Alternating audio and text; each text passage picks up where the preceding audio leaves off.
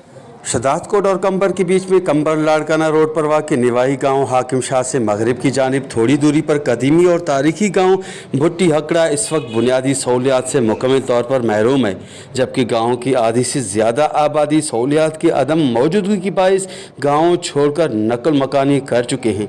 मगर हर इलेक्शन में वोट लेकर जाने वाले भी अपने किसी वादे को आज तक पूरा न कर सके।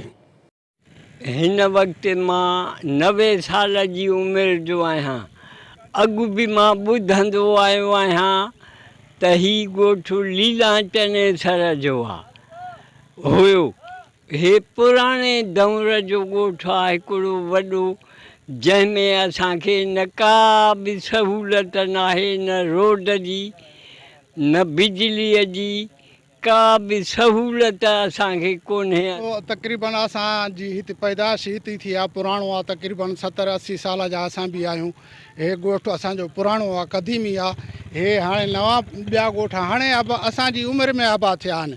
हिते असांजी ॻोठ में हकड़ा क़ौम आहे, कोरी आहिनि, सांघी आहिनि ऐं ॿियूं काफ़ी ज़ातियूं आहिनि, कहेरी आहिनि, मोची आहिनि, मंगणाहार हुआ, जेके काफ़ी नासहूलियतनि जे करे हितां ॻोठ छॾे विया आहिनि। बाक़ी जेके ग़रीब गुरबा आहिनि, जेके ॾुख सुख में पिया हिते रहनि था, बाक़ी जेके ख़ुशहाल आहे रुॻो इन तकलीफ़ जे करे हितां लॾे के अली खान ॾे हलिया विया, इहो हकड़ा कंबर के ॿिया पंहिंजे पंहिंजे इन सहूलियत ते हलिया विया। इन जे ख़ातिर त हिते का बि सहूलियत न आहे।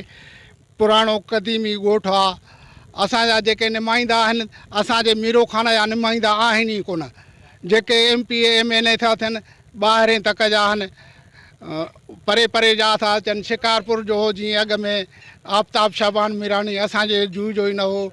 तक़रीबन ज़ुल्फ़कार भुट्टे खां बि असां हिते जा रहायशू आहियूं।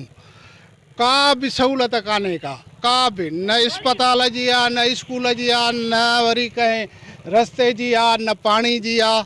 सभु असांखे रुॻो इन ॾुखियाईअ जे करे अधु ॻोठु असांजो लॾे वियो आहे। दूसरी जानिब तारीखी और कदीमी गाँव के रिहायशियों को ख़ास तौर पर इमरजेंसी की हालत में शदादकोट, कंबर और लाड़काना जाने के लिए भी बहुत सी मुश्किलात का सामना करना पड़ता है।